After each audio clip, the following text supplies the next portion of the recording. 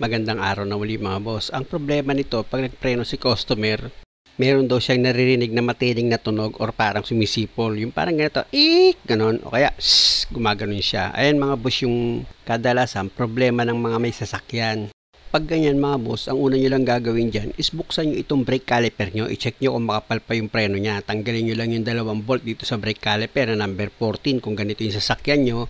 Pag natanggal nyo na yung brake caliper, tanggalin nyo namang isunod dyan is yung 2 sliding pin nya. Yan yung sa taas, yung tinanggal ko, yung pinapakita ko sa inyo mga boss. At dito naman sa baba, ang problema dito sa baba, yung sliding pin nya is stack up. Pag stack up kasi yan mga boss, yung piston niya nakatutok dito sa brake pad. Ang mangyayari niyan, didikit yung brake pad dito sa rotor disc, kaya makakapag-produce talaga yun ng ingay. At dahil nga sa naramdaman ko talaga sobrang higpit ng kapit ng sliding pin niya, gumamit na ako dyan ng yabi tubo. Dadahan-dahanin ko yan tanggalin mga boss. Kumbaga ipababalik-balik ko lang yung pagpihit ng sliding pin. Yan kung makikita nyo, di ba? Kinakaliwat kanan, pabalik-balik lang hanggang sa mapaluwag ko itong sliding pin niya. Ganun lang ang diskarte ko dyan mga boss. At kung sa palagay mo maluwag na itong sliding pin, gamit ka na ngayon ng vice grip. Kaya naman ako gumamit ng yabi tubo kanina mga boss dahil nga sa nakita nyo naman diba, pinalo ko pa itong yabi tubo ko para mapagalaw ko lang itong sliding pin. Pero kita nyo ngayon nung maluwag na, binascript ko na yan. O diba, dahan-dahan ko na siyang natatanggal ngayon. Ganun lang ang ginawa ko dyan mga boss, kaya natanggal ko itong sliding pin niya. After ko matanggal itong sliding pin niya, gagamit ako dyan ng pinong liha. Lilihahin ko itong sliding pin niya. Tatanggalin ko yung kalawang na kumapit dito sa sliding pin. At pag okay na, punasan nyo ngayon ng malinis na basahan itong sliding pin. Tapos gamit ka ng grasa, pahiram mo itong sliding pin niya. Mga boss, parehas yung lilinisan at lilihahin itong 2 sliding pin ha. Hindi lang isa ang nilinis ko dyan, na-edit na kasi ito eh. Parehas kong nilinis itong sliding pin, tapos parehas ko nilagyan ng grasa yan. Kung makikita nyo, ayan na yung 2 sliding pin na pinahiram ko ng grasa. Tapos dito naman ako ngayon sa brake caliper holder niya, yung pinapasukan ko ng sliding pin. Syempre naman, gamit itong manipis na plus screw ko, kinuskus ko yung loob niyan para matanggal yung mga kalawang dito sa loob. Tsaka ako ngayon nilagyan siya ng grasa, tapos gumamit ako dyan ng manipis na basahan. Pinasok ko yan sa loob mga boss. Na habang kinukuskus ko yan, nasa loob yung basahan niya na mayroon siyang grasa. Para yung matatanggal ko na kalawang is kumapit dito sa basahan. Inulit-ulit ko lang yan mga boss hanggang sa luminis siya.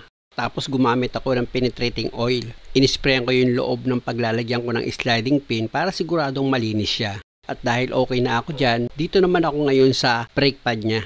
Tatanggalin ko itong 2 brake pad niya, tapos gagamit ako dyan ngayon ng liha. Lilihain ko tong ibabaw ng brake pad niya dahil nga sa kumintab na yan sa sobrang tigas. Ayan kasi yung dahilan kaya nagkakaroon siya ng ingay or sipol dito sa brake pad niya. Dahil nga sa sunog na yung ibabaw ng brake pad niya mga boss, ang ginamit ko dyan panlinis hindi na brake cleaner eh. Tubig na lang. Tsaka ako kukuskusin ng liha. At pag okay na, gagamit ako ng tuyong basahan. Pupunasan ko itong brake pad. Tapos patutuyuin ko yan. At kung sa palagay mo tuyo na itong brake pad, pwede mo na ngayon ilagay yan dito sa brake caliper holder niya. Sa paglagay niyan mga boss, madali lang naman. Kung ano naman itsura ng brake pad mo, yun din ang itsura ng pagkakabitan mo ng brake pad.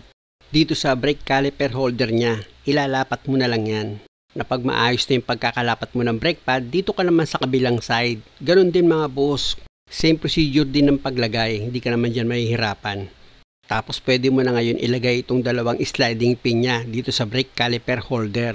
Sa paglagay ng 2 sliding pin mga boss itutusok mo lang yan dito sa caliper holder mo. Wala ka nang ibang gagawin dahil malinis naman na yan. At pag nailapat mo na yung 2 sliding pin, pwede ba nang ilagay itong brake caliper mo? Ayan mga boss yung nilalagay ko.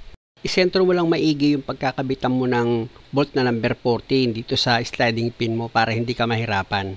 Ibig kong sabihin para madali mong makapa yung thread ng sliding pin pag kinabit mo itong 2 bolt dito sa brake caliper. At pag okay na, gamit ka na ngayon ng box wrench na number 14. Higpitan mo na ngayon itong 2 bolt na number 14 dito sa brake caliper mo. At para sigurado ako na mahigpit ito mga boss, paluin ko pa ng ball hammer yan para siguradong mahigpit. Tapos ikutin ko itong rotor disc niyan mga boss hindi na pigil umikot yan, dati kasi pigil. Muli, maraming salamat sa panonood mga boss. Sana nakakuha kayo ng idea at kung maaari, pasubscribe naman itong channel ko. Salamat!